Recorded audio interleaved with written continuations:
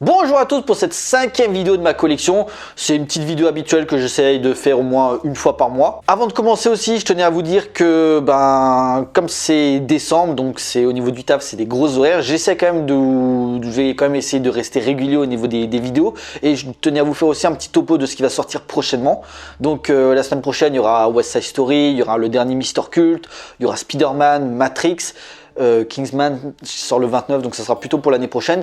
Et pour finir, comme d'habitude, les vidéos habituelles, donc le top, le flop et le bilan avec les attentes de 2022. Pour ce que je vais vous montrer aujourd'hui, voilà, ce sont aussi certains récents achats. Donc je me dis, bon, Noël approche, peut-être que ce que je vais vous proposer vous donnera peut-être des idées de cadeaux pour Noël. Pourquoi pas, c'est Mr. Cult, ça me fait plaisir. Surtout qu'il y a certains films qui sont sortis dans de très belles éditions, donc peut-être que ça vous tentera de vous les procurer. Let's go!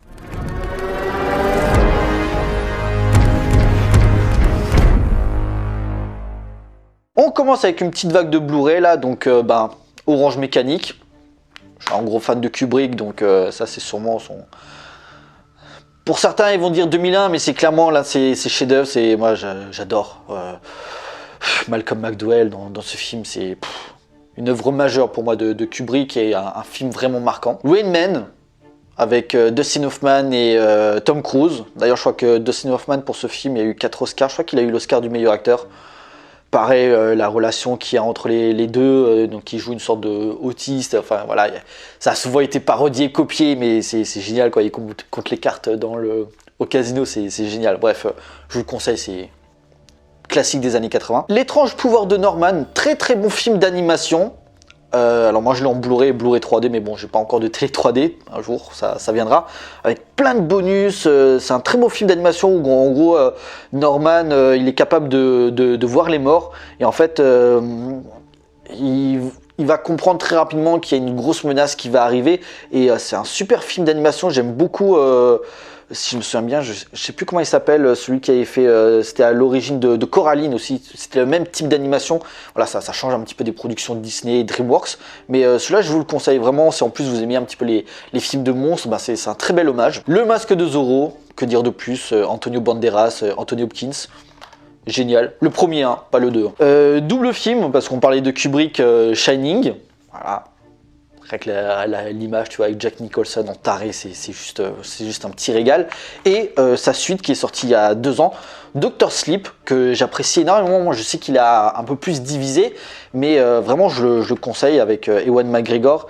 Et comment il s'appelle le réalisateur? C'est Mike Flanagan, hein, le mec en ce moment, au niveau des séries Netflix. C'est celui-là qui avait fait... ça se passe dans la maison hantée. Enfin, dans le gros château là, il y a une série aussi qui est sortie il n'y a pas longtemps, au mois de septembre sur Netflix, pseudo suite, enfin bref, c'est aussi lui qui les a réalisés. J'adore ce mec. En termes d'horreur, aujourd'hui on parle beaucoup de Jordan Peele, Ari Aster, mais Mike Flanagan, ce mec, il est vraiment à suivre, celui-là. There Will Be Blood, je suis un gros fan de Paul Thomas Anderson, ce film c'est son chef-d'œuvre. D'ailleurs, je vous renvoie vers le Mr. Cult que j'ai fait sur Boogie Night. S'il n'a pas été supprimé, parce que j'ai eu des petits soucis, parce que Boogie Nights c'est un film qui parle de porno, donc forcément YouTube m'a un petit peu cassé les couilles avec ça, mais je crois qu'elle est encore visible. Mais celui-là aussi pareil, chef-d'œuvre, avec Daniel Day-Lewis, Oscar du meilleur acteur. Je crois que c'était son 3e Oscar, je crois que c'est le seul acteur à avoir gagné 3 Oscars. Chef-d'œuvre absolu. L'Emprise des Ténèbres de Wes Craven, je vais pas développer davantage parce qu'il y a 2 ans, 2-3 ans je crois, j'ai fait un Mr. Cult sur ce film là. Film de zombies, mais pas zombie de Romero, plus tout ce qui touche au vaudou, avec Bill Pullman.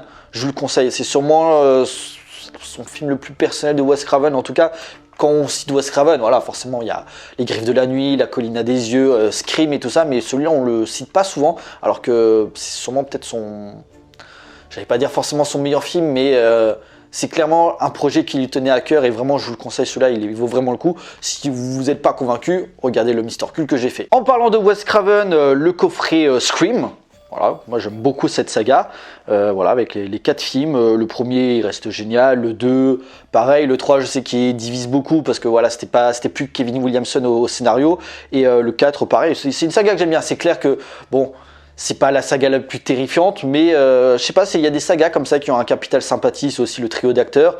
Et bah attendons de voir la suite avec le 5e qui devrait arriver très rapidement en janvier. Une très belle édition de Dune. Voilà, pareil comme l'Emprise des Ténèbres, je vous renvoie vers le Mister Cult que j'ai fait il y a 2-3 mois.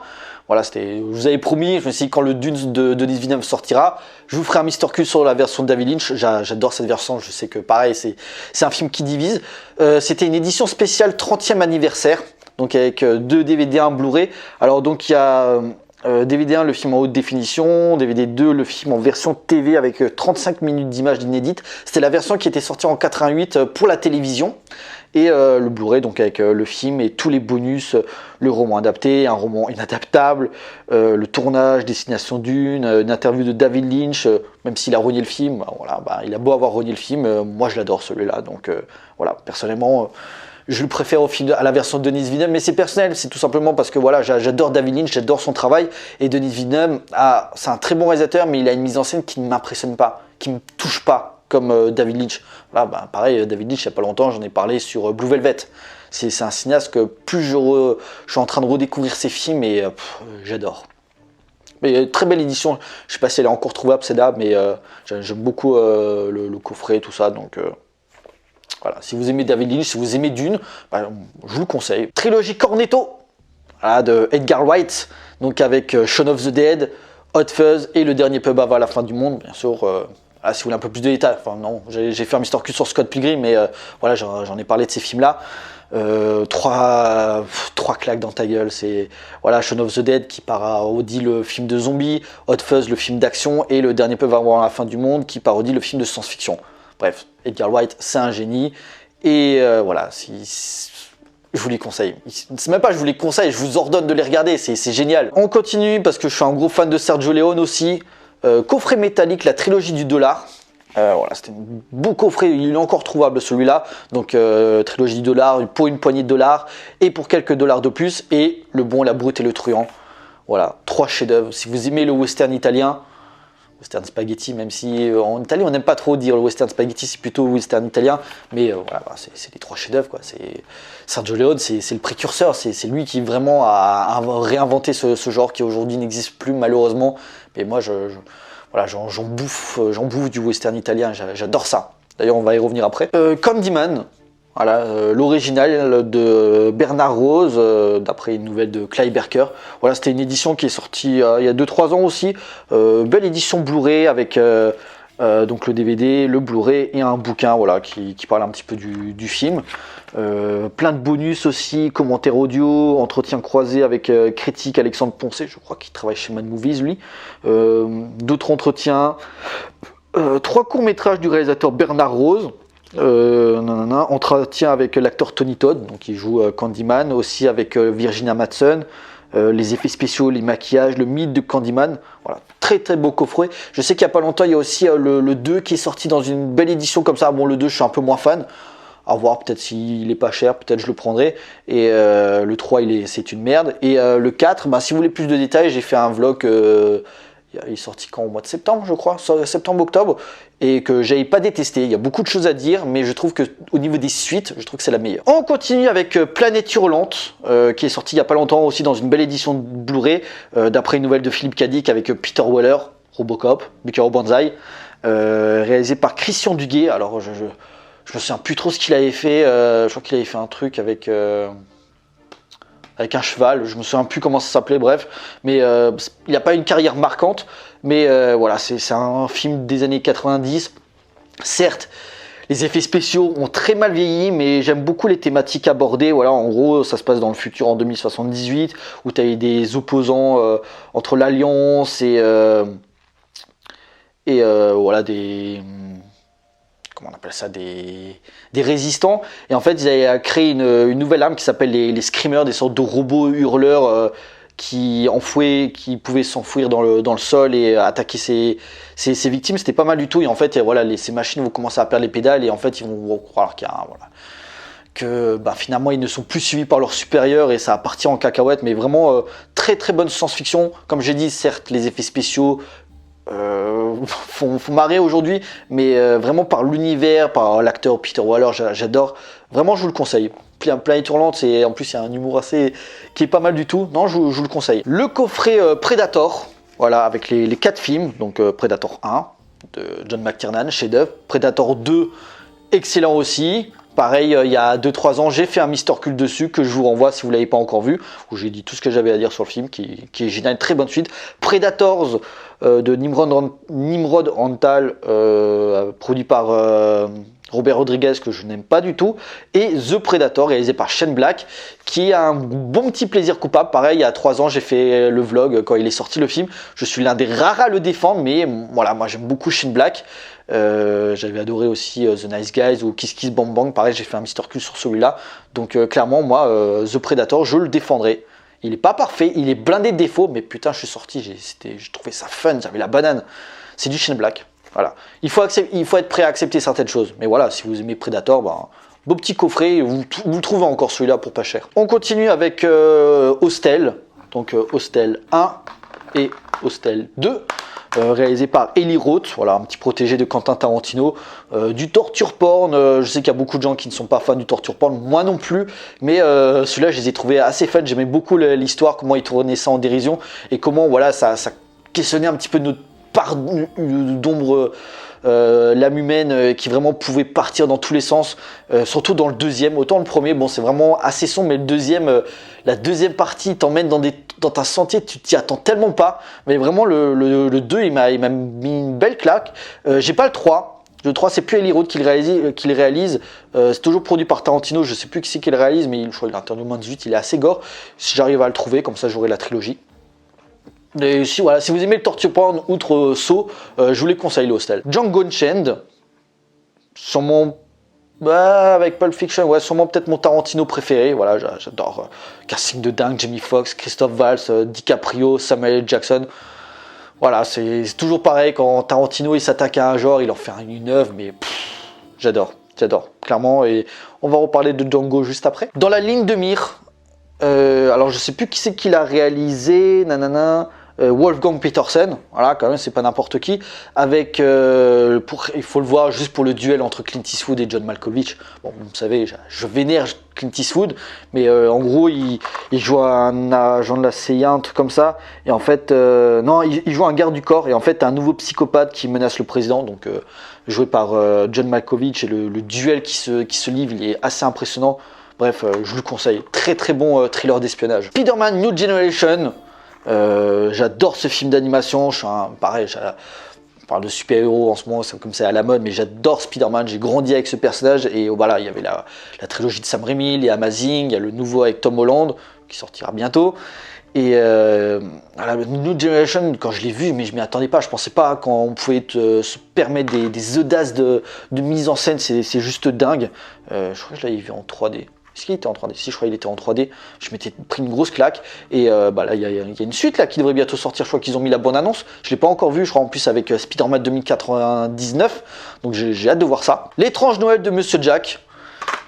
Qui, pour les gens, qui n'est pas réalisé par Tim Burton. C'est réalisé par Henry Selick. Tim Burton, c'est lui qui a écrit d'où vient l'histoire, qui s'est occupé des storyboards. Mais vraiment, c'est Henry Selick qui l'a mise en scène. Mais outre ça, c'est génial, l'un des meilleurs films d'animation des années 90. Ah ouais, c'est Disney, je pensais pas que c'était Disney.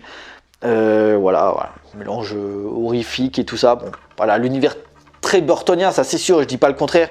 Mais non, c'est Henry Selick, avec plein de bonus, commentaires audio, poème original de Tim Burton, lu par Christopher Lee. Il y a des courts-métrages aussi, le Frankenweenie. Voilà, qui a à la base un court-métrage qu'il avait réalisé dans les années 80 et qui après fera en long-métrage en 2012, si je me souviens bien, des scènes coupées, making-of, des tests d'animation sur les personnages, comment voilà, ils ont mis en scène, puisque voilà, c'est une animation en sorte d'animatronique, enfin bref, c'est assez compliqué, mais j'adore la conception des personnages, des décors, bref.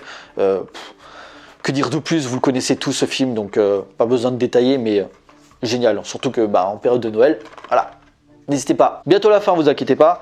On continue avec du Tarantino, les 8 salopards, The Hateful Eight.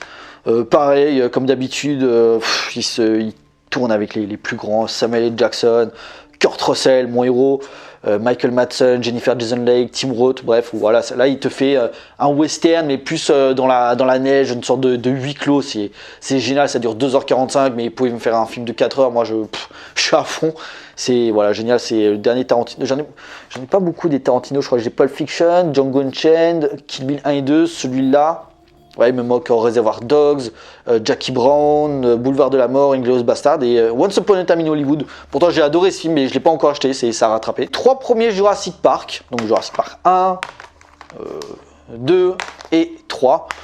J'ai pas encore les autres, bon, je suis un peu moins fan. Jurassic World j'avais pas aimé, Jurassic World Fallen Kingdom très inégal, notamment sa première partie, mais la deuxième, quand il te part sur un truc, tu t'y attends pas, avec ce manoir et tout ça, voilà, réalisé par Juan Antonio Bayona, j'adore ce réalisateur, et Fallen Kingdom, moi je défends, comme j'ai dit, c'est pareil, c'est un film qui est, comme je parlais de The Predator, c'est un film qui est blindé de défauts, mais putain, Bayona, c'est un metteur en scène qui est juste dingue, il te propose des trucs, et j'aime beaucoup sa façon, comment il s'est réapproprié la mythologie de Jurassic Park, mais voilà, bon, les 3 premiers, les 2 premiers réalisés par Spielberg, voilà, surtout le premier chef-d'œuvre. Le 3, je le déteste pas. Pareil, il y a des choses à dire, notamment comment il traite le T-Rex, mais non, c'est en termes de divertissement, voilà, c'est génial, Jurassic Park. Moi, j'adore, j'ai grandi avec ces films, donc je suis moins sévère que d'autres. Slumdog Millionnaire, réalisé par Danny Boyle, voilà, où t'as un mec qui veut gagner des millions, et en fait, au moment où on lui pose des questions, ça retrace un petit peu sa vie. Et j'adore, je crois qu'il a gagné 8 Oscars, en tout cas, ouais, le chef-d'œuvre 8 Oscars de Danny Boyle.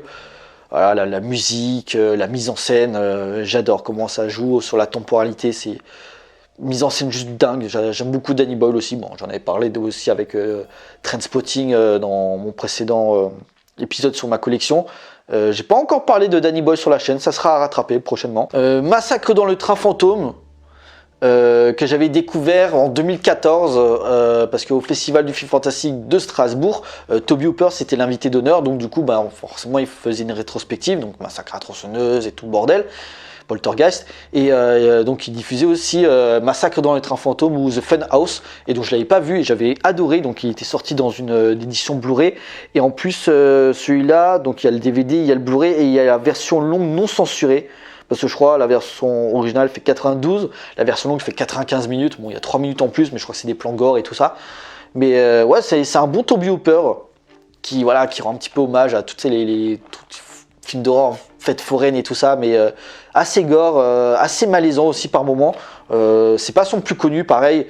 Bon, forcément, en général, quand on dit Toby Hooper, le premier film qui vient en tête, c'est Massacre à la tronçonneuse. Mais vraiment, celui-là, je vous le conseille. Pas mal du tout, un bon petit truc triporifique qui se passe dans une fête foraine avec des manèges et tout ça, assez fun, assez gore, mais bien flippant. Ouais. Vidéodrome, David Cronenberg, j'en avais parlé, c'est aussi pareil le précédent opus sur ma collection parce que j'avais La Mouche, et Vidéodrome, je crois que c'est sûrement peut-être son...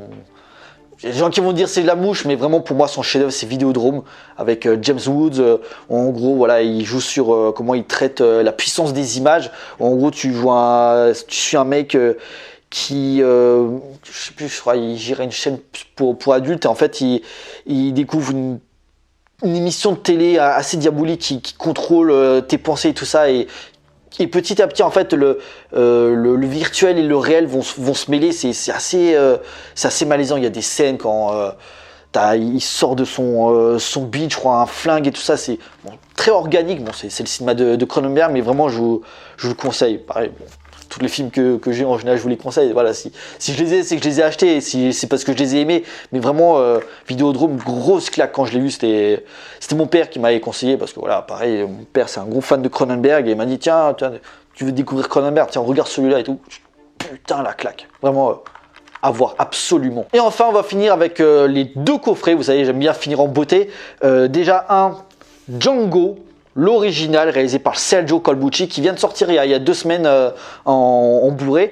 Donc vous l'avez en DVD, Blu-ray, et moi j'ai pris encore la Blu-ray édition de luxe, donc gros coffret avec supplément Alex Cox à propos de Django, je crois que c'est un écrivain. Django ne meurt jamais, donc l'acteur Franco Nero qui interprète Django, il nous raconte comment il a obtenu le rôle et tout ça, la postérité du personnage, son rôle mineur, son petit caméo dans Django Unchained, justement de Tarantino. Qu'est-ce qu'il y a d'autre encore? Ruggiero Deodato, donc réalisateur de Cannibal Holocaust, qui a été assistant réalisateur sur Django, voilà, qui fait une petite interview. Et nanana, ouais, après voilà, c'est plusieurs bonus. Et donc en plus, en fait, il y a un jeu de cartes postales, bon, ça, on s'en fiche, planche de 8 autocollants, donc des images, un lobby carte italienne de face et l'affiche. Donc voilà, c'est pour ça qu'il était un petit peu plus cher, c'est pour ça que ça n'a pas la taille d'un Blu-ray normal, c'est un peu plus grand, donc parce qu'il y a tout ça à mettre, c'est assez mastoc, mais pareil, bah. Je reviens dessus, mais il y a 2-3 ans, j'ai fait un Mister Cult sur ce film-là, pareil, parce que voilà, c'est l'un de mes westerns italiens préférés. Et si vous n'êtes pas convaincu à vous le procurer, regardez la vidéo que j'ai fait, où je dis tout le bien que je pense de ce film-là, donc n'hésitez pas. Si vous aimez les westerns italiens, chef-d'œuvre. Voilà. Bien sûr, il y a les films de Sergio Leone, mais celui-là, il est vraiment juste à la frontière en dessous, quoi. C'est classique. Et pour finir, je tiens juste à remercier mon patron Ali, parce que à la base il avait commandé pour lui, et en fait il m'a vu comment je le matais ce truc, genre comme le cul d'une meuf, genre bon vas-y Nico, tu le voulais? Oui, je le voulais, vas-y prends-le. Mais t'es sûr hein? Non, t'inquiète pas, je m'en commanderai un pour moi, il n'y a pas de souci et tout ça. Parce que moi, tu me le dis pas 2 fois, je l'ai pris. Je veux bien sûr parler du très attendu, le coffret Battle Royale. Alors celui-là, ça fait longtemps qu'on l'attendait parce que je crois qu'il y avait juste une édition Blu-ray, non, une édition DVD qui était sortie avec qualité d'image assez déplorable. Et c'était tout ce qui était sorti, je crois qu'il n'était pas en Blu-ray, ou alors si c'était en import US. Et donc enfin, voilà, il est sorti, je crois, il y a 2 semaines aussi chez nous. Donc gros coffret. Alors, je vais essayer de ne pas tout faire tomber. Donc vous avez un bouquin. Voilà, qui retrace la production, qui présente un petit peu les personnages, l'île et tout ça. Vraiment un dossier carré sur le film. Vous avez une sorte de petite affiche là, je sais pas trop ce que c'est. Et donc vous l'avez en coffret comme ça. Donc petite, voilà. Je vais vous ouvrir ça. Tac. Donc vous avez, voilà, que vous voyez bien. Donc vous avez le Battle Royale en 4K. Parce que oui, c'est aussi du 4K à l'intérieur. Version longue. Vous avez aussi Battle Royale version cinéma en 4K. Là, vous les avez en Blu-ray. Version cinéma Battle Royale. Version longue aussi en Blu-ray. Donc ça c'est pratique, vous n'avez pas le 4K et vous voulez voir la version longue, il est aussi en Blu-ray.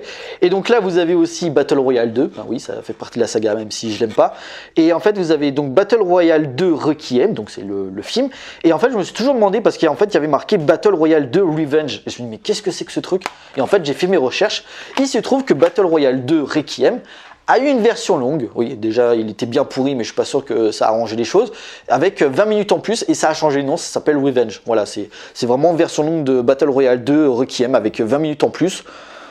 Franchement je suis même pas motivé à le regarder parce que je l'ai vu une fois, j'avais détesté ce film. Bon voilà, moi je m'en fous, c'est parce que c'était surtout pour le coffret avec le premier que je l'ai acheté, mais peut-être je regarderai cette version longue, peut-être que ça apporte quelque chose en plus, est-ce que ça en fera un film un peu meilleur, à défaut d'être un bon film, peut-être, mais je suis pas motivé. Mais voilà, bon, il y a le premier, déjà ça me suffit amplement. Comme je dis, il vient de sortir, et je crois qu'il est entre 50 et 60 euros. Voilà, moi j'adore ce film-là, ça fait des années que je checkais, putain, quand est-ce qu'il va sortir en Blu-ray, j'attends que ça, j'attends, et enfin on l'a eu, et en plus, voilà, dans une belle édition, c'est pas n'importe quoi, et ça fait énormément plaisir, donc encore merci à mon patron Ali de me l'avoir réservé, ça me fait énormément plaisir, parce que voilà, comme j'ai dit, c'est l'un de mes films cultes, et j'attendais vraiment de le revoir dans les bonnes conditions. Merci. Voilà, cette vidéo est à présent terminée. J'espère qu'elle vous a plu. N'hésitez pas à liker, à partager auprès de vos amis si vous en avez. N'hésitez pas à me laisser des commentaires pour dire ce que vous avez pensé de ce que je viens de vous montrer. Et j'espère que ça vous motivera à vous procurer certains films. En tout cas, j'espère. C'est à ça que servent aussi ces vidéos. Pensez à me suivre sur les différents réseaux sociaux pour suivre l'actualité de la chaîne. Et surtout, abonnez-vous pour la soutenir. Pour nous, on se retrouve pour une prochaine vidéo. D'ici là, portez-vous bien. Allez voir des films. Ciao.